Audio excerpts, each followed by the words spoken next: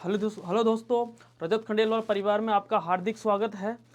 दोस्तों मैंने कल आपको इतिहास का सारा सिलेबस आपको अच्छे से करवा दिया था और मैंने समझा भी दिया था कि मैं जो टॉपिक्स थे सारे गुप्त कला, मुगल कला, ठीक है, 18वां स्वतंत्रता संग्राम, यानी जो टॉपिक्स भारतीय इतिहास के थे वो सारे मैंने आपको अच्छे से करवा दिए।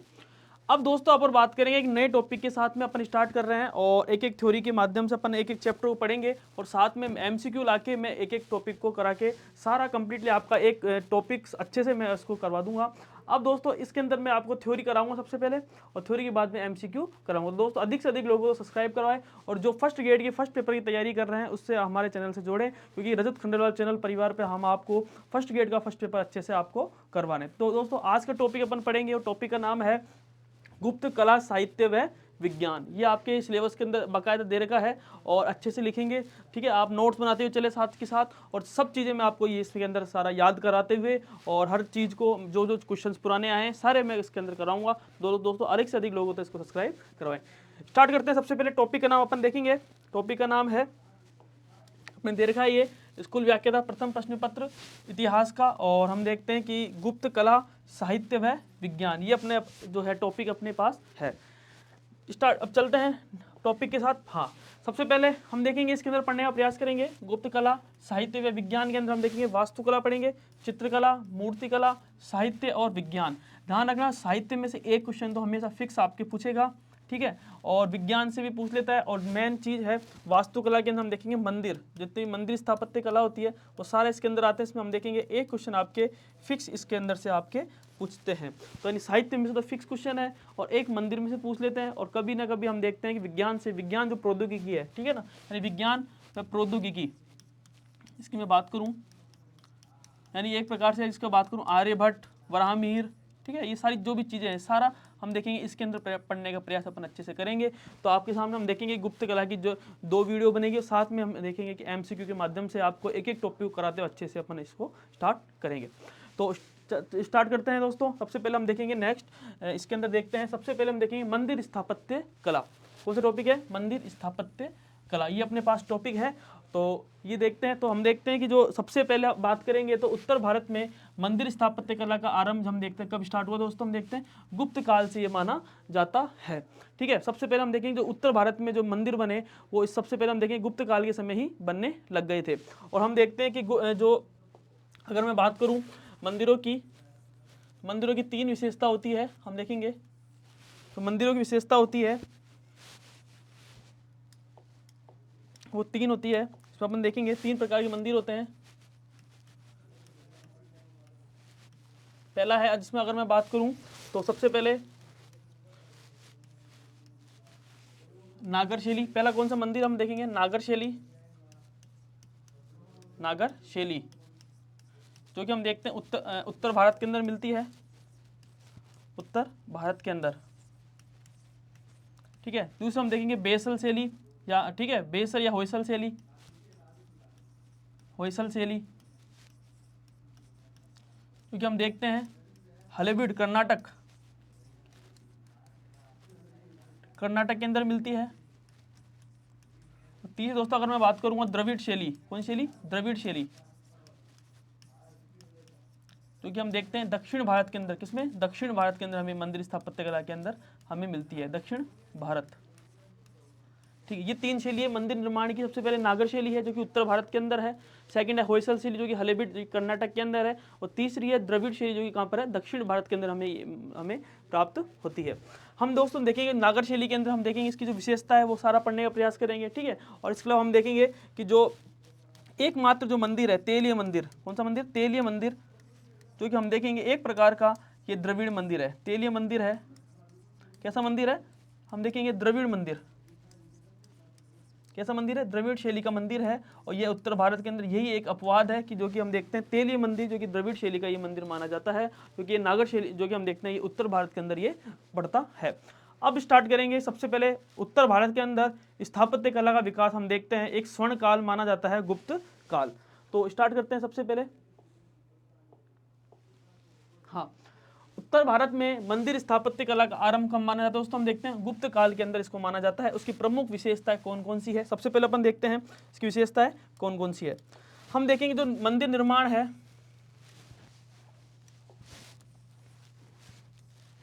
मंदिर निर्माण की विशेषता दोस्तों अपन देखेंगे,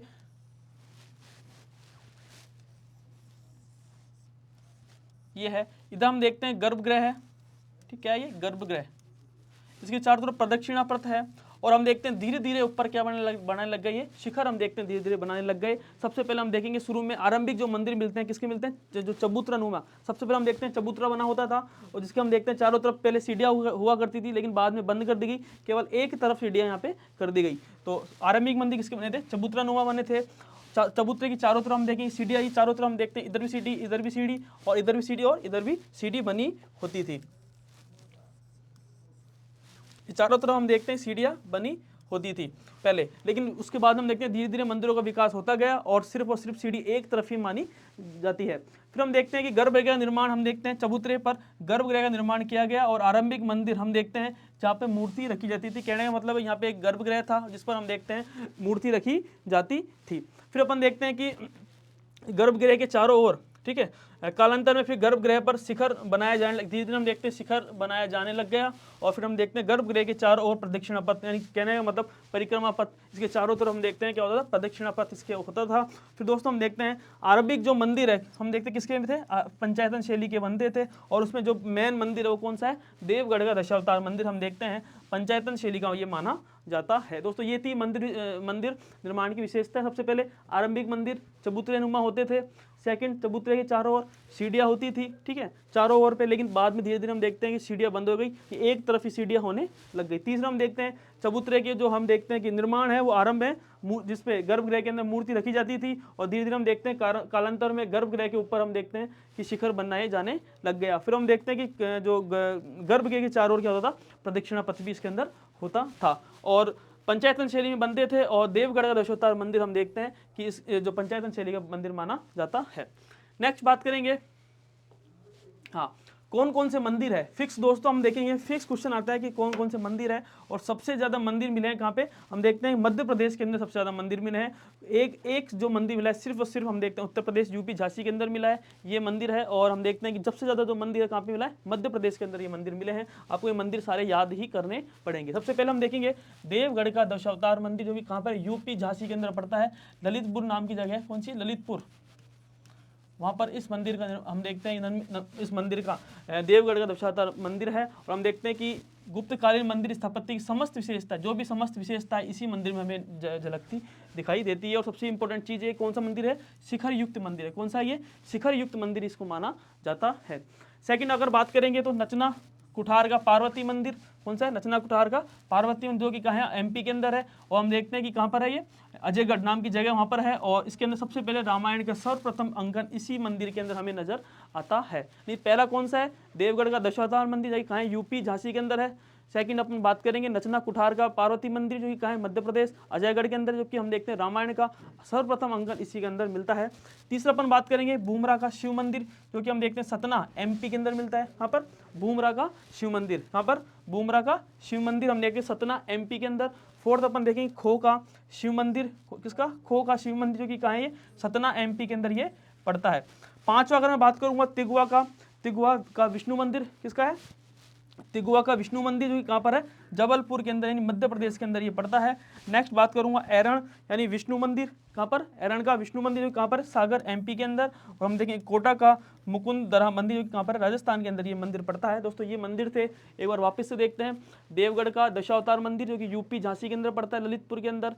सेकंड नचना कुठार का पार्वती मंदिर, जो कि हम देखते हैं कि मध्य प्रदेश के अंदर मिलता है, ठीक है। नेक्स्ट है बुमरा का शिव मंदिर, जो कि सतना एमपी के अंदर है। खो का शिव मंदिर, दोस्तों जरूर ध्यान रखना शिव मंदिर किसके हैं, विष्णु मंदिर कहाँ कहाँ आते हैं, सारे आपको ये याद करने हैं। खो का शिव मंदिर, जो कि सतना एमपी के अंदर है। तिगुआ का विष्णु मंदिर, जो कि हम देखते हैं जबलपुर मध्य प्रदेश के अंदर है। एरण का विष्णु मंदिर, जो कि हम देखते हैं सागर मध्य प्रदेश के अंदर है। और कोटा का मुकुंदरा जो मंदिर है, जो कि हम देखते हैं राजस्थान के अंदर ये मंदिर पड़ते हैं। तो ये था प्रमुख गुप्तकालीन मंदिर थे ये। और हम देखते हैं कि और भी मंदिर अपन देखेंगे कौन कौन से मंदिर है, ठीक है ना, शिखर युक्त है ना, ईंटों से बने मंदिर, लेकिन मेन मंदिर ये इनको माना जाता है। इसमें से एक क्वेश्चन आपके पूछ लेता है कौन सा मंदिर है, कौन सा मंदिर नहीं है। और कहने का मतलब सबसे अधिक जो मंदिर मिले कहाँ पे, मध्य प्रदेश के अंदर हम देखते हैं सबसे अधिक मंदिर मिले हैं। और वापस से एक बार रिविजन कर लो, देवगढ़ का दशावतार मंदिर, देवगढ़ का दशावतार मंदिर, मंदिर, नचना कुठार का पार्वती मंदिर, नचना कुठार का पार्वती मंदिर, भूमरा का शिव मंदिर, खो का शिव मंदिर, तिगवा का विष्णु मंदिर, एरण का विष्णु मंदिर और कोटा का मुकुंदरा मंदिर जो कि राजस्थान के अंदर ये पड़ता है। ये मंदिर हम देखते हैं कि 7 मंदिर आपको याद होने चाहिए। नेक्स्ट बात करेंगे तो नोट ईंटों से बने प्रमुख मंदिर कौन कौन से हैं। ठीक है, ईंटों से जो जो मंदिर बने हम देखते हैं कौन कौन से हैं। सबसे पहले अगर मैं बात करूंगा तो 4 अपने पास दे रखे मंदिर, और इसमें हम देखते हैं सबसे इंपॉर्टेंट सिरपुर का लक्ष्मण मंदिर, जो कि कहाँ है दोस्तों, छत्तीसगढ़ के अंदर ये माना जाता है। क्वेश्चन पूछ लेंगे कि ईंटों से बने मंदिरों के अंदर हम देखते हैं कि सिरपुर का लक्ष्मण मंदिर ये कहाँ पर है, तो कहाँ पर है ये, छत्तीसगढ़ के अंदर ये मंदिर है। सेकंड अगर मैं बात करूँ पहाड़पुर का मंदिर, जो कहाँ है, बांग्लादेश के अंदर है। भीतर का सबसे इंपॉर्टेंट दोस्तों ये याद रखना है, ईंटों से बने मंदिर के अंदर भीतर गांव का मंदिर जो कि हम देखते हैं कानपुर उत्तर प्रदेश के अंदर ये पड़ता है। और हम देखते हैं भारत में सर्वप्रथम मेहराबों का प्रयोग इसी के अंदर सबसे पहले किया गया था। और हम देखते हैं 4th मंदिर है वैग्राम का मंदिर, जो कि कहाँ है, दिनाजपुर बांग्लादेश के अंदर ये मंदिर पड़ता है। दोस्तों ये था, हमने देखा मंदिरों को जो कि ईंट से बने प्रमुख मंदिर है। पहला है सिरपुर लक्ष्मण मंदिर, सिरपुर के अंदर लक्ष्मण मंदिर जो कि कहाँ है, रायपुर छत्तीसगढ़ के अंदर। सेकंड बात करूंगा पहाड़पुर का मंदिर जो कि राजशाही हम देखते हैं कि बांग्लादेश के अंदर। तीसरा सबसे इंपॉर्टेंट है जो कि भीतर गांव का मंदिर, जो कि हम देखते हैं कानपुर के अंदर है, या ईंटों से बना मंदिर है। और हम देखते हैं कि भारत ने सर्वप्रथम मेहराबों का प्रयोग सर्वप्रथम इसके अंदर किया था। और चौथा है वैग्राम मंदिर जो कि कहाँ है, दिनाजपुर बांग्लादेश के अंदर ये मंदिर पड़ता है। नेक्स्ट देखते हैं। हाँ दोस्तों ये टॉपिक हुआ मंदिर का। मंदिर का आपको मैंने अच्छे से बता दिया, मंदिर की विशेषता बता दी, कौन कौन से मंदिर है और ईंटों से बने कौन कौन से मंदिर है। तो वापस से एक बार रिवीजन कर लेते हैं, ठीक है। और मंदिरों की देखो, सबसे पहले हम पढ़ रहे हैं वास्तुकला के अंदर मंदिर। और मंदिर के अंदर अपन ने देखा है कि मंदिर स्थापत्य कला, और हम देखते हैं कि जो उत्तर भारत में मंदिर स्थापत्य का जो आरंभ है हम कब माना जाता है, गुप्त काल के अंदर माना जाता है। इसकी प्रमुख विशेषता कौन कौन सी है। आरंभिक मंदिर सबसे पहले हम देखते हैं चबूतरे नुमा थे, उसके बाद धीरे धीरे हम देखते हैं इसकी चबूतरे के चारों ओर सीढ़ियाँ बनी हुई थी। फिर हम देखते हैं कि गर्भगृह के जो निर्माण था, आरंभ मंदिर कहाँ पे, जो हम देखते हैं कि ये गर्भगृह के बीचों बीच बना हुआ था, ठीक है। और जो था शिखर पर, जो धीरे धीरे हम देखते हैं गर्भगृह के ऊपर शिखर बनाए जाने लगे। और हम देखते हैं कि गर्भगृह के चारों ओर प्रदक्षिणा पथ भी हमें मिलती है। और ये मंदिर था जो कि पंचायतन शैली का था। कौन सा मंदिर था, देवगढ़ का दशावतार मंदिर ये पंचायतन शैली का था। नेक्स्ट देखते हैं, हाँ मंदिर निर्माण की 3 विशेषताएं थी, नागर शैली का, होयसल शैली का और द्रविड़ शैली का। तो हम देखते हैं उत्तर भारत के अंदर था नागर शैली, और हलेबीड कर्नाटक में था होयसल शैली, और दक्षिण भारत के अंदर द्रविड़ शैली। जबकि हम देखते हैं कि तेली जो मंदिर था, जो कि हम देखते हैं द्रविड़ शैली का मंदिर माना जाता है। और ये कहाँ पे था, ये उत्तर भारत के अंदर था, ठीक है ना, ये अपवाद माना जाता है। उसके बाद हम देखते हैं कि ये मंदिर थे सारे, देवगढ़ का दशावतार मंदिर यूपी झांसी के अंदर, नसना कुठार का पार्वती मंदिर, ठीक है, जो कि मध्य प्रदेश के अंदर था, भूमरा का शिव मंदिर जो कि एमपी के अंदर था, खो का शिव मंदिर, तिगवा का विष्णु मंदिर, एरण का विष्णु मंदिर और कोटा का मुकुंदरा मंदिर जो कि राजस्थान के अंदर ये मंदिर पड़ता है, जो कि एक गुप्तकालीन मंदिर माने जाते हैं। नेक्स्ट देखते हैं ईंटों से बने प्रमुख मंदिर कौन कौन से थे। सबसे पहला है सिरपुर लक्ष्मण मंदिर, ठीक, जो कि छत्तीसगढ़ के अंदर है। सेकंड है पहाड़पुर का मंदिर जो कि राजशाही बांग्लादेश के अंदर है। भीतरगांव का मंदिर जो कि कानपुर उत्तर प्रदेश के अंदर है। और भारत में सर्वप्रथम मेहराबों का प्रयोग इसी मंदिर के अंदर सबसे पहले किया गया था। फिर हम देखते हैं वैग्राम मंदिर जो कि दिनाजपुर बांग्लादेश के अंदर ये मंदिर पड़ता है।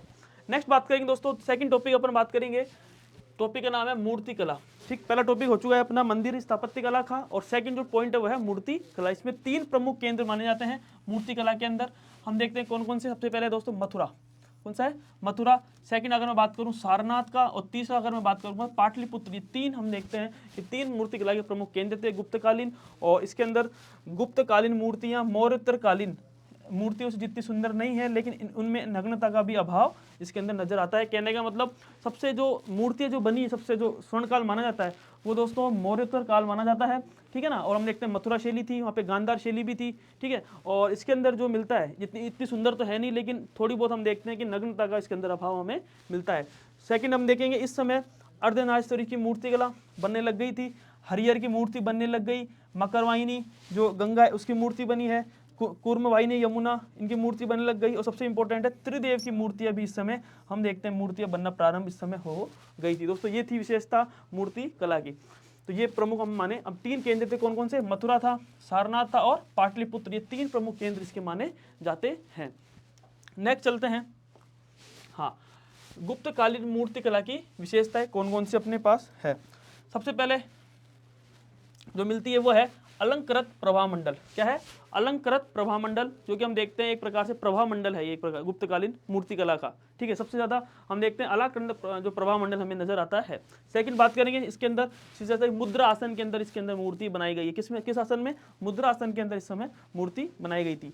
तीसरे हम देखते हैं सबसे इंपॉर्टेंट विशेषता ये है आध्यात्मिकता की। किसकी विशेषता है? गुप्तकालीन जो मूर्तिकला की विशेषता कौन सी? तीसरी आध्यात्मिकता इस समय थी। फोर्थ हम देखते हैं सरलता। कौन सी? फोर्थ सरलता। और पांचवी हम देखते हैं विशेष केस, यानी बाल होते हैं, विशेष केस सज्जा इसके अंदर हम देखते हैं कि विशेषता इसकी मानी जाती है। यानी 5 इसकी विशेषता है। पहली कौन सी? अलंकृत प्रभामंडल, सेकंड है मुद्रा आसन, तीसरी आध्यात्मिकता, 4 है सरलता और 5वीं है विशेष केस सज्जा। इन 5 इसकी विशेषता मानी जाती है। नेक्स्ट बात करेंगे, हाँ, तो इंपॉर्टेंट सबसे ज़्यादा ध्यान रखना, ये सबसे ज़्यादा इंपॉर्टेंट है और आपको याद ही करनी पड़ेगी इसको सारी। ठीक है, सारी मूर्तियाँ किसकी बनी हुई थी। सबसे पहली चीज़ है सुल्तानगंज से भगवान बुद्ध की मूर्ति मिली है। और कितने फीट की दोस्तों? सबसे इंपॉर्टेंट 7.5 फीट की मूर्ति मिली है। किसकी मूर्ति है? तांबे की मूर्ति मानी जाती है। सबसे इंपॉर्टेंट यही है पहला पॉइंट। यानी सुल्तानगंज जो कि हम देखते हैं सुल्तानगंज से भगवान बुद्ध की 7.5 फीट की ऊंची मूर्ति मिली है। किसकी मूर्ति? तांबे की मूर्ति मानी जाती है। सेकंड अगर मैं बात करूंगा, उदयगिरी व एरंड से विष्णु के वराह की मूर्ति। किसकी मूर्ति मिली है? विष्णु के वराह की मूर्ति हमें ये प्राप्त होती है। कहाँ से? उदयगिरी व एरंड से। तीसरे अगर मैं बात करूंगा, सांची व सारनाथ से किसकी मूर्ति मिली है? पाषाण की मूर्ति मिली। किसकी? पत्थर की मूर्ति मिली है सांची और सारनाथ से। सबसे इंपॉर्टेंट दोस्तों कांगड़ा। कौन सी है? कांगड़ा। हम देखते हैं कांगड़ा धर्म चक्र प्रवर्तन मुद्रा में किसकी मूर्ति मिली है? पीतल की मूर्ति मानी जाती है। कांगड़ा में हम देखते हैं कि कहाँ पर है? हिमाचल के अंदर ये माना जाता है। पांचवी हम देखेंगे, गुप्तकालीन मंदिरों में दशावतार एवं अप्सराओं की मूर्ति भी इसके अंदर प्राप्त हुई है। यानी अप्सराओं की मूर्ति और दशावतार जो मूर्ति है वो हम देखते हैं गुप्तकालीन मंदिरों में विशेषता मूर्तियां मिली है। 5 हम देखते हैं, छठी देवगढ़ की विष्णु की मूर्ति मिली है। और 7वां काशी व कौशाम्बी से सूर्य की मूर्ति हमें ये प्राप्त हुई है। सबसे इंपॉर्टेंट दोस्तों प्रमुख मूर्तियों के अंदर अगर मैं बात करूंगा तो पहला है सुल्तानगंज से भगवान बुद्ध की 7.5 फीट की ऊंची प्रतिमा यानी तांबे की मूर्ति मिली है। सेकंड बात करूंगा उदयगिरी व एरंड से विष्णु के वराह की मूर्ति। सेकंड थर्ड में बात करूंगा सांची व सारनाथ से पाषाण की मूर्ति मिली है। अगर फोर्थ में बात करूंगा कांगड़ा से धर्म चक्र प्रवर्तन मुद्रा में किसकी मूर्ति मिली है? पीतल की मूर्ति इसके अंदर हमें प्राप्त हुई है। 5 अगर मैं बात करूंगा तो गुप्तकालीन मंदिरों में दशावतार व अप्सराओं की मूर्ति इसके अंदर प्राप्त हुई है। छठी के अंदर हम देखेंगे देवगढ़ का विष्णु की मूर्ति। और 7वीं के अंदर हम देखेंगे काशी व कौशाम्बी की सूर्य की मूर्ति हमें यहाँ से प्राप्त हुई है। दोस्तों ये थी मूर्तिकला। अपन ने 2 टॉपिक अच्छे से पढ़ लिया है। ठीक है, हाँ 2 टॉपिक अपन ने अच्छे से कर लिया है। सबसे पहले एक बार वापस रिवीजन करवा देता हूं मैं सबका।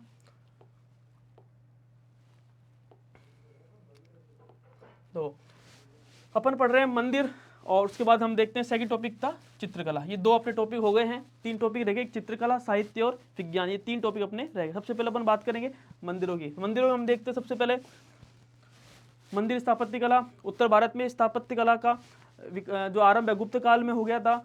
और प्रमुख इसकी विशेषता है कि इसकी जो प्रमुख विशेषता मानी जाती है वो है कि आरंभिक जो मंदिर थे किसके थे? चबूतरानुमा मंदिर थे। चबूतरे की चारों हम देखते चारों ओर सीढ़ियाँ थी। ठीक है, और इस गर्भगृह के ऊपर हम देखते शिखर माना जाता है। सबसे पहले शिखर युक्त मंदिर हमें देवगढ़ का दशावतार मंदिर मिलता है। इस गर्भगृह के चारों ओर हम देखते प्रदक्षिणा पथ हमें नजर आता है। ठीक है, ये मंदिर की विशेषता थी। नेक्स्ट बात करेंगे अपन कौन कौन से, ये 3 विशेषता ही थी। नागर शैली, होयसल शैली, द्रविड़ शैली, जो कि उत्तर भारत में नागर शैली दिखती है। हलेबीड कर्नाटक होयसल शैली है। और दक्षिण भारत के अंदर अगर मैं बात करूंगा तो द्रविड़ शैली हमें दक्षिण भारत में नजर आती है। एकमात्र तेलीय मंदिर था जो कि किस शैली का था? द्रविड़ शैली का ये मंदिर माना जाता है। नेक्स्ट देखते हैं प्रमुख गुप्तकालीन मंदिर कौन कौन से हैं। सबसे इंपॉर्टेंट है देवगढ़ का दशावतार मंदिर जो कि यूपी झांसी के अंदर है। ये एक प्रकार से इस मंदिर गुप्तकालीन मंदिर की सबसे अच्छी विशेषता देवगढ़ के दशावतार मंदिर के अंदर है। इसी के अंदर शिखर युक्त मंदिर भी है। सेकंड नचना कुठार का पार्वती मंदिर जो कि मध्य प्रदेश अजयगढ़ के अंदर है। तीसरा है अगर मैं बात करूं भूमरा का शिव मंदिर जो कि सतना एमपी के अंदर है। फोर्थ है खोखा शिव मंदिर। 5वां है तिगवा का विष्णु मंदिर जो कि जबलपुर एमपी के अंदर है। एरण के अंदर विष्णु मंदिर। और देखेंगे 7वां कोटा का हम देखते हैं प्रमुख मंदिर दर्रा मंदिर राजस्थान के अंदर हमें नजर आता है। नेक्स्ट बात करूंगा नोट ईंटों से बने प्रमुख मंदिर कौन कौन से हैं। तो पहला है सिरपुर का लक्ष्मण मंदिर जो कि रायपुर छत्तीसगढ़ के अंदर है। सेकंड में बात करूंगा पहाड़पुर का मंदिर जो कि राजशाही बांग्लादेश के अंदर है। भीतरगांव का मंदिर जो कि हम देखते हैं एक प्रकार से जो कि कानपुर के अंदर है। ये एकमात्र मंदिर जो कि सभी इसके अंदर मेहराबे हैं। ठीक है, सबसे इंपॉर्टेंट। और चौथा है कि वेग्राम मंदिर जो कि हम देखते हैं दिनाजपुर बांग्लादेश के अंदर ये मंदिर पड़ता है। फिर नेक्स्ट बात करेंगे मूर्तिकला। हम देखते हैं 3 मूर्तिकला में नजर आती है। पहला है मथुरा, सेकंड सारनाथ और तीसरा है पाटलिपुत्र। ये 3 प्रमुख हम देखते हैं मूर्तिकला गुप्त काल के अंदर 3 केंद्र माने जाते हैं। पहला मथुरा, सेकंड सारनाथ, तीसरा पाटलिपुत्र। इस जो मूर्तिकला बनी है, यानी कहने का मतलब है कि जो मौर्योत्तर काल था, उस मौर्योत्तर काल में सबसे अधिक अच्छी मूर्तियां बनने लगी। लेकिन इतनी भी हम देखते हैं कि इतनी अच्छी नहीं है गुप्त काल के अंदर, ठीक है। लेकिन जो मौर्योत्तर काल था उसके अंदर सबसे अच्छी मूर्तियां बनने लगी थी। लेकिन इसके अंदर इसमें नग्नता का भी बिल्कुल एक प्रकार से अभाव हमें यहाँ पे मिलता है। इस समय हम देखते हैं अर्धनारीश्वर की मूर्ति बनने लग गई थी, हरिहर की मूर्ति बनने लग गई थी, मकर वाहिनी गंगा जो है उसकी मूर्ति है, कूर्म वाहिनी यमुना है उसकी मूर्ति है, और त्रिदेव की मूर्ति इस समय हम देखते हैं। त्रिदेव यानी भगवान विष्णु और महेश, इन 3 देवों की मूर्ति इस समय हम देखते हैं गुप्त काल के समय बनने लग गई थी। फिर अपन बात करेंगे गुप्त कालीन मूर्तिकला की विशेषता के अंदर सबसे पहले आती है अलंकृत प्रभामंडल। अलंकृत प्रभामंडल। सेकंड अगर बात करेंगे मुद्रासन है, स्थिति में था। तीसरा आध्यात्मिकता इस समय गुप्त काल के अंदर काफी अच्छी थी। और मूर्तिकला की सबसे अच्छी विशेषता है सरलता, इसके समय काफी अच्छी से अगर सरलता होनी चाहिए बिल्कुल, ठीक है, ना ही गांधार शैली की तरह नहीं है, हम सिर्फ सरलता की बात करते हैं। पांचवी हम देखते हैं विशेष केस सज्जा, इस समय हम देखते हैं इस जो मूर्तिकला की विशेषता मानी जाती है। आगे बात करेंगे प्रमुख मूर्तियों के अंदर सबसे पहली है दोस्तों, सबसे इंपॉर्टेंट ये याद कर लेना सारी, ठीक है ना। सुल्तानगंज से भगवान हम देखते हैं भगवान बुद्ध की 7.5 फीट की ऊंची तांबे की मूर्ति मिली। सेकंड हम देखते हैं उदयगिरी व एरंड से विष्णु के वराह की मूर्ति मिली। तीसरा अगर मैं बात करूंगा सांची व सारनाथ से पाषाण की मूर्ति मिली। फोर्थ है कांगड़ा, जो कि हम देखते हैं हिमाचल के अंदर जगह पड़ती है, कि हम देखते हैं धर्मचक्र प्रवर्तन मुद्रा में पीतल की मूर्ति मिली। पांचवा है गुप्तकालीन मंदिरों में दशावतार अप्सराओं की मूर्ति मिलने लग गई थी। और देवगढ़ की विष्णु मूर्ति और काशी व कौशाम्बी की सूर्य मूर्ति हम देखते हैं कि इसके समय मिलने लग गई थी। दोस्तों ये था मूर्ति कला। 2 पॉइंट अपने हो गए, यानी मंदिर हो गया और हम देखते हैं कि मूर्ति कला अपने यहाँ पे हो गई। आप दोस्तों बिल्कुल पुराने पेपर्स देखना, उसके अंदर से आप देखोगे कि पुराने क्वेश्चंस के अंदर कि सबसे ज़्यादा क्वेश्चन साहित्य से आए और मंदिरों से क्वेश्चन बने हैं, ठीक है। अब तीसरा जो पॉइंट है, ये 2 पॉइंट अपने हो गए हैं, चित्रकला एक तो हो गया मूर्तिकला और एक हो गया स्थापत्य कला। अब तीसरा जो पॉइंट है वो है गुप्तकालीन चित्रकला। ये तीसरा पॉइंट है, इसमें से क्वेश्चन हमेशा आपके सामने आता ही है। पहला है कौन कौन सी गुफा इसके अंदर पढ़ेंगे अपन चित्रकला के अंदर, ठीक है, और अपने जो सिलेबस में दे रखा है बकायदा। पहला है अजंता की, सेकंड एलोरा की, तीसरी बाघ की गुफा, फोर्थ है बादामी गुफा, पांचवी है सित्तनवासल गुफा और छठी हम देखेंगे सिंगेरिया गुफा। इसके अंदर हम अपन पढ़ने का प्रयास इसके अंदर करेंगे। तो चलते हैं, सबसे पहले अपन पढ़ेंगे अजंता चित्रकला। देखो हाँ, अजंता की गुफा दोस्तों कहाँ पर है ये? एक जगह पड़ती है महाराष्ट्र के अंदर, औरंगाबाद। कहाँ पे? महाराष्ट्र के अंदर एक जगह पड़ती है औरंगाबाद। ये वहाँ पर इस गुफा हमें मिली है। इसकी खोज किसने की थी? 1819 के अंदर इसकी खोज हुई थी और उस समय थे मद्रास के रेजिमेंट, उन्होंने इसकी खोज की थी, ठीक है। मद्रास रेजिमेंट के जो सैनिक थे उन्होंने 1815 अचानक घूमने के लिए गए, अचानक देखने के लिए गए, तो उनको गुफा मिल गई 1819 के आसपास। और कुल गुफा हम देखते हैं टोटल कितनी गुफा थी? टोटल 30 गुफा हमें यहाँ से प्राप्त हुई, 25 विहार और 5 चैत्य, ठीक है। 25 तो विहार है और 5 चैत्य हमें यहाँ से प्राप्त होता है। अब मैं बात करूंगा जो अब कई जगह हम देखते हैं 29 भी हमें यहाँ प्राप्त होती है, ठीक है ना, 29 में हमें ये प्राप्त होती है। यहाँ से फ्रेंस्को व टेम्परा चित्र, यानी एक प्रकार से अगर मैं बात करूँ आला गीला, जो कि हम देखते हैं बीकानेर चित्रकला शिले की विशेषता मानी जाती है। यानी यहाँ से फ्रेस्को एवं टेम्परा यानी चित्र जो बनते थे यहाँ से हमें प्राप्त हुए हैं। इस गुफा की जो विशेषता है, चित्रकला विशेषता कौन सी है? धार्मिक चित्र इसके अंदर सबसे ज्यादा हमें प्राप्त होते हैं। और हम देखते हैं प्राकृतिक रंगों का अत्यधिक सुंदरता से मिश्रण व प्रयोग इसके अंदर किया गया है, यानी प्राकृतिक जो रंग है उसके अंदर अत्यधिक सुंदरता है और साथ में हम देखते हैं मिश्रण है और साथ में हम इसमें जो है प्रयोग किया गया है। नेक्स्ट देखते हैं, हाँ, सबसे पहले अपन देखेंगे अजंता चित्रकला के अंदर गुफा संख्या 1-2। कौन सी? गुफा संख्या 1-2, सबसे इंपॉर्टेंट यही है, गुफा संख्या 1-2 कौन सी है? कौन शताब्दी काल की बात है दोस्तों? हम देखेंगे 6वीं से 7वीं शताब्दी काल की बात है। और इस समय हम देखते हैं गुफा संख्या 1 के अंदर चालुक्य शासक था पुलकेशिन सेकंड। कौन था? पुलकेशिन सेकंड को फारस के दूत का स्वागत करते हुए इस चित्र के अंदर हमें नजर आता है। तो पहला हम देखते हैं गुफा संख्या 1 के अंदर कौन सी है? ये चालुक्य शासक थे पुलकेशिन द्वितीय को फारस के दूत का स्वागत करते हुए इसके अंदर हमें प्राप्त होता है। सेकंड देखेंगे मार विजय का चित्र। सेकंड किसका है? मार विजय का चित्र। तीसरा है हम देखेंगे बोधिसत्व पदम पाणी, बोधिसत्व, पद्मपाणि व वज्रपाणि का हमें चित्र हमें यहाँ से उल्लेख होता है। 3 इसके प्रमुख चित्र हमें मिलते हैं। ठीक है, पहला कौन सा है?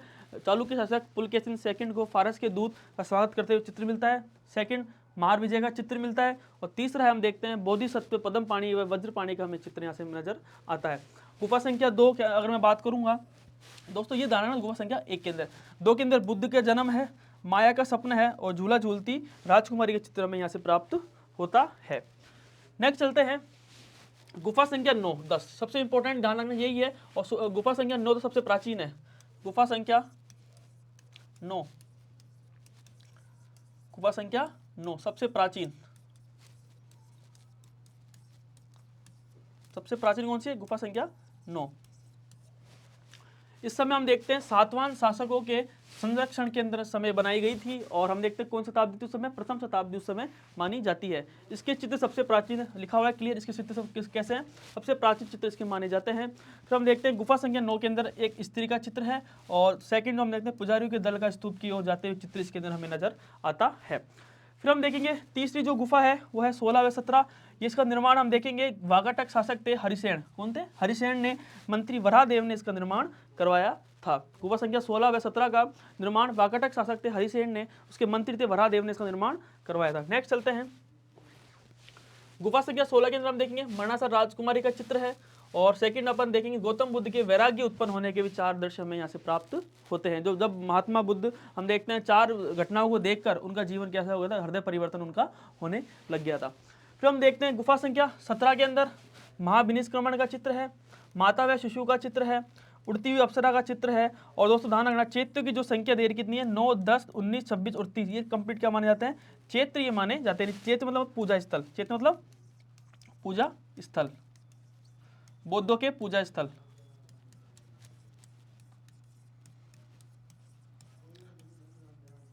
पूजा स्थल ये क्या माने जाते हैं? चैत्य ये माने जाते हैं। और जबकि हम देखेंगे विहार बौद्ध भिक्षुओं के रहने का स्थान, बौद्ध भिक्षुओं के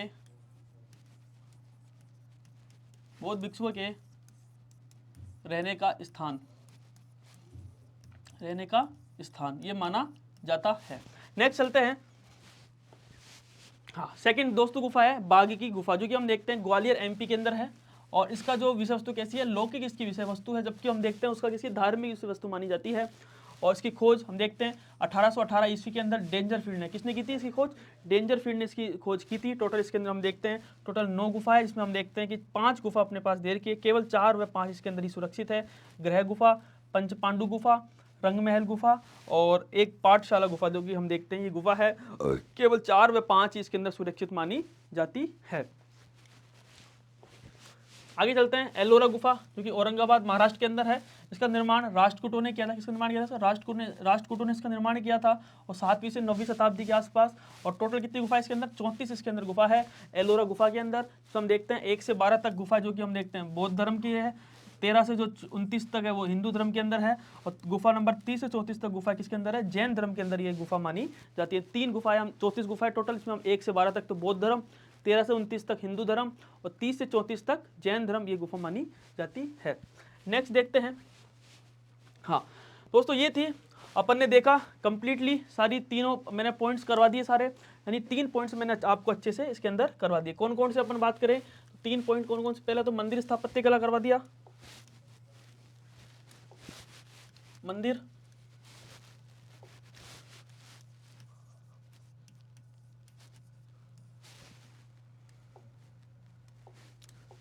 करवा दिया, एक मूर्ति कला करवा दिया और एक टॉपिक दोस्तों चित्रकला टॉपिक। कौन सा? चित्रकला। ये 3 आपको टॉपिक अच्छे से करवा दिए हैं। अब 2 टॉपिक रहे हैं, एक तो साहित्य रहा है और एक विज्ञान प्रौद्योगिकी रहा है। एक बार वापस से मैं रिवीजन आपको अच्छे से करवा देता हूं। देखो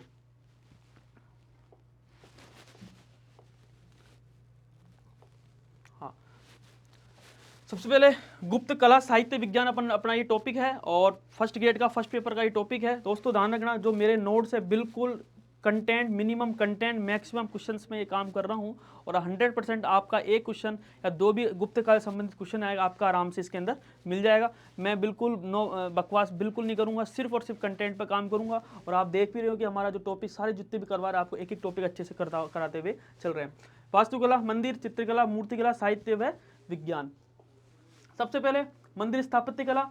उत्तर भारत में मंदिर स्थापत्य कला आरंभ हम देखते हैं गुप्त काल के अंदर हुआ। प्रमुख विशेषता कौन कौन सी है? आरंभिक मंदिर चबूतरा नुमा थे। धीरे धीरे हम देखते हैं कि चारों तरफ सीढ़ियाँ थी, बाद में बंद होने लग गई थी। चबूतरे के गर्भगृह, जो चबूतरा था उसके गर्भगृह के चारों ओर हम देखते हैं निर्माण करवाया गया। फिर कालांतर में शिखर बनने लग गए। चारों ओर प्रदक्षिणा पथ था। आरंभिक मंदिर पंचायतन शैली में बनते थे, जिसे हम देखते हैं देवगढ़ का दशावतार मंदिर सबसे इंपॉर्टेंट ये माना जाता है। नेक्स्ट देखते हैं 3 मंदिर की विशेषता, नागर शैली, होयसल शैली और द्रविड़ शैली। तीसरी अपन देखेंगे प्रमुख गुप्तकालीन मंदिर कौन कौन से हैं। देवगढ़ का दशावतार मंदिर जो कि यूपी झांसी के अंदर है, ठीक है, जो कि मंदिर स्थापत्य कला की सब सारी विशेषता इस मंदिर के अंदर हमें नजर आती है क्योंकि ये शिखर युक्त मंदिर माना जाता है। सेकंड अगर मैं बात करूंगा रचना कुठार का पार्वती मंदिर जो कि एमपी के अंदर है, अजयगढ़ के अंदर। इसी के अंदर रामायण का सर्वप्रथम अंकन इसी मंदिर के अंदर हमें मिलता है। तीसरा है बुमरा का शिव मंदिर जो कि सतना एमपी के अंदर है। फोर्थ खो का शिव मंदिर जो कि सतना एमपी के अंदर है। पांचवा है तिगुआ का विष्णु मंदिर जो कि जबलपुर एमपी के अंदर है। और छठा है दोस्तों बताएंगे एरन का विष्णु मंदिर जो कि हम देखते हैं सागर एमपी के अंदर है। और कोटा का मुकुंदरा मंदिर जो कि राजस्थान के अंदर हमें नजर आता है। नेक्स्ट देखते हैं ये ईंटों से प्रमुख मंदिर कौन कौन से हैं। सबसे पहले सिरपुर का लक्ष्मण मंदिर जो कि रायपुर छत्तीसगढ़ के अंदर है। सेकंड पहाड़पुर का मंदिर जो कि राजशाही बांग्लादेश के अंदर है। बीतरगांव का मंदिर जो कि कानपुर उत्तर प्रदेश के अंदर है। और चौथा है भारत में सर्वप्रथम मेहराब प्रयोग किसमें किया गया था? बीतरगांव मंदिर के अंदर ही किया गया था। फोर्थ वेग्राम का मंदिर जो कि दिनाजपुर बांग्लादेश के अंदर ही पड़ता है। नेक्स्ट देखते हैं मूर्तिकला के 3 केंद्र थे, मथुरा, सारनाथ और पाटलिपुत्र। मथुरा, सारनाथ और पाटलिपुत्र। मथुरा, सारनाथ और पाटलिपुत्र हम देखते हैं मथुरा यूपी में, सारनाथ यूपी में और पाटलिपुत्र बिहार में। 3 हम देखते हैं, एक दो तो यूपी के अंदर है और एक बिहार के अंदर है। गुप्तकालीन मूर्तियों के अंदर मौर्योत्तरकालीन मूर्ति जितनी सुंदर नहीं है लेकिन उनमें नग्नता का अभाव इसके अंदर हमें नजर आता है। इस समय अर्धनारीश्वर की मूर्ति कला, हय्यर की मूर्ति, मकरवाहिनी गंगा, कुरवाहिनी यमुना, त्रिदेव की मूर्ति इस समय बनना प्रारंभ हो गई थी। नेक्स्ट देखते हैं गुप्तकालीन मंदिर की विशेषता के अंदर अलंकृत प्रभामंडल है, मुद्रासन है, आध्यात्मिकता है, सरलता है और 5वां है विशेष के सज्जन हमें इसके नजर आता ही है। नेक्स्ट प्रमुख मूर्तियां कौन कौन सी है? सबसे इंपॉर्टेंट पहली ये आपको याद करनी है, सुल्तानगंज से भगवान बुद्ध की 7.5 फीट की ऊंची प्रतिमा मिलती है जो कि तांबे की मूर्ति है। सेकंड उदयगिरी व एरंड से विष्णु की वराह की मूर्ति। तीसरा है सांची व सारनाथ से पाषाण की मूर्ति। फोर्थ है कांगड़ा धर्मचक्र प्रवर्तन मुद्रा में जो कि हम देखते हैं पीतल की मूर्ति। गुप्तकालीन मंदिरों में 10 अवतार एवं अप्सराओं की मूर्ति मिली है। छठी है देवगढ़ के विष्णु की मूर्ति और 7वीं है काशी व कौशाम्बी की सूर्य मूर्ति हमें यहाँ से प्राप्त हुई है। दोस्तों मैं बिल्कुल एक एक आपको चीज़ें याद कराते हुए चल रहा हूँ और बिल्कुल कम कंटेंट में आपको सब चीज़ें हैं। आपको सिर्फ और सिर्फ राजा वाजा कुछ नहीं पढ़ना है। गुप्तकाल के सिर्फ और टॉपिक दे रखा है साहित्य विज्ञान और आपके विज्ञान साहित्य और स्थापत्य कला। नेक्स्ट चलते हैं गुप्तकालीन चित्रकला के अंदर हम देखते हैं ये चित्रकला है अजंता, एलोरा, बाघ, बादामी, सत्तनवासन और सिंगेरिया। अपन को सिर्फ और सिर्फ 3 ही इसके अंदर पढ़नी है। नेक्स्ट देखते हैं सबसे पहले अजंता की गुफा औरंगाबाद महाराष्ट्र के अंदर है। खोज 1819 के अंदर मद्रास रेजिमेंट के अंदर के लोगों ने की थी और टोटल कितनी गुफा है? 30 गुफा जो कि हम देखते हैं 25 तो बिहार और 5 चैत्य मानी जाती है। टोटल 29 और 30 दोनों विवाद चलता है, ठीक है। और हम देखते हैं कि चैत्य यानी जो बौद्ध भिक्षुओं के हम देखते हैं जो पूजा स्थल माना जाता है, जबकि विहार जो कि उनके रहने का स्थान माना जाता है। यहाँ से फ्रेंस्को एंड टेम्परा चित्र मिले हैं जो कि किसमें? आला गीला के रूप में ये मिले हैं, क्योंकि हम देखते हैं बीकानेर शैली के अंदर भी इसको जो फ्रेंच का और टेम्परा चित्र माने आला गीला के नाम से जाना जाता है। विशेषकर कौन सा? धार्मिक चित्र है और प्राकृतिक रंगों का अत्यधिक सुंदरता से मिश्रण एवं प्रयोग इसके अंदर किया गया है। गुफा संख्या 1-2 के अंदर अब गुफा के अंदर हमें क्या क्या प्राप्त हुआ है? 6ठी शताब्दी के अंदर हम देखते हैं गुफा संख्या 1 के अंदर चालुक्य शासन पुलकेशिन सेकंड को फारस के दूत का स्वागत करते हुए चित्र मिला है। सेकंड मार विजय का चित्र मिला है और तीसरा बोधिसत्व पद्मपाणि वज्रपाणि का उल्लेख हमें यहाँ से प्राप्त हुआ है। गुफा संख्या 2 के अंदर बुद्ध का जन्म, माया का स्वप्न और झूला झूलती राजकुमारी का चित्र हमें यहाँ से प्राप्त हुआ है। नेक्स्ट देखते हैं गुफा संख्या 9 व 10 के अंदर सातवाहन शासकों के संरक्षण में हम देखेंगे प्रथम शताब्दी के अंदर चित्र मिले हैं। इसके चित्र सबसे प्राचीन है और गुफा 9 के अंदर स्त्री का चित्र मिला है और पुजारियों के दल का स्तूप की ओर जाते चित्र हमें यहाँ से प्राप्त होता है। और गुफा नंबर 3 के हम देखेंगे गुफा संख्या 16-17 के अंदर निर्माण इसका वाकाटक शासक हरिसेन के मंत्री वराहदेव ने इसका निर्माण करवाया था। नेक्स्ट चलते हैं गुफा संख्या 16 के अंदर हम देखेंगे मरणासन राजकुमारी चित्र है, ठीक है, और गौतम बुद्ध की वैराग्य उत्पन्न होने का चित्र हमें यहाँ से 4 दृश्यों को देखकर इसी चित्र के अंदर हमें 16 के अंदर हमें नजर आता है। और हम देखते हैं विहार बौद्ध भिक्षुओं के रहने का स्थान, क्योंकि बौद्ध का जो पूजा स्थल किसे कहते हैं, चैत्य को इसके अंदर माना जाता है। और गुफा संख्या 17 के अंदर महाविनिष्क्रमण का चित्र, माता व शिशु का चित्र, उड़ती हुई अप्सरा का चित्र और चैत्य संख्या अपने पास ये नजर आती है। तो और सेकंड दोस्तों अपन बात करें बाघ की गुफा, ग्वालियर एमपी के अंदर है, लौकिक है, डेंजर फील्ड ने इसकी खोज की थी। टोटल कितनी गुफा है, 9 गुफा है इसके अंदर। ग्रह गुफा, पंचपांडु गुफा, रंगमहल गुफा और पाठशाला गुफा। और केवल सुरक्षित चौथी व और पांचवी यानी 4, एक तो रंगमहल सुरक्षित है और पाठशाला जो कि गुफा ये एक प्रकार सुरक्षित मानी जाती है। नेक्स्ट चलते हैं एलोरा, जो कि हम देखते हैं औरंगाबाद, ठीक है, हम देखते हैं औरंगाबाद जो कि महाराष्ट्र के अंदर है, महाराष्ट्र के अंदर है। इसका निर्माण राष्ट्रकूटों ने इसका निर्माण करवाया था और 7वीं से 9वीं शताब्दी के आसपास इसका निर्माण हुआ था। टोटल कितनी गुफा है इसके अंदर, 34 इसके अंदर गुफा है। 1 से 12 तक बौद्ध धर्म की, गुफा नंबर 13 से 29 तक हिंदू धर्म की, और 30 से 34 तक हम देखते हैं जैन धर्म की। हम देखते हैं कि ये 3 जो कि धर्म, जो कि बौद्ध धर्म, हिंदू धर्म और जैन धर्म के हमें यहाँ से जो है गुफा के अंदर हमें धार्मिक चित्र यहाँ से हमें मिलते हैं। तो दोस्तों ये था, अपन ने पढ़ा 3 टॉपिक अपन ने पढ़ा, और गुप्त स्थापत्य पढ़ा, मूर्तिकला पढ़ा और चित्रकला अपन ने पढ़ा। और कल की वीडियो में हम देखते हैं कि साहित्य, विज्ञान, जो प्रौद्योगिकी, यानी एक अलग से एक वीडियो बना के मैं सारी किताबें और विज्ञान संबंधित जो हम देखते हैं कि आर्यभट्ट, वराहमिहिर, ठीक है, तमाम जितने भी हम देखते विज्ञान संबंधित जिन्होंने खोज की है, सारी एक वीडियो के माध्यम से गुप्त कला का टॉपिक कल समाप्त करेंगे। तो दोस्तों ध्यान रखना, मैं आपको एक एक सह सहित व्याख्या के माध्यम से, रिवीजन के माध्यम से सारे टॉपिक्स आपको मैं करवा रहा हूँ। तो हमारे चैनल से बने रहें। रजत खंडेलवाल परिवार में आपका हार्दिक स्वागत है, ठीक है, और आप जुड़ते रहिए। बहुत बहुत धन्यवाद, थैंक यू सो मच। और इसी तरह हम आगे की वीडियो मुगल काल और एक एक टॉपिक के साथ अपन आगे बढ़ते रहेंगे। Thank you so much.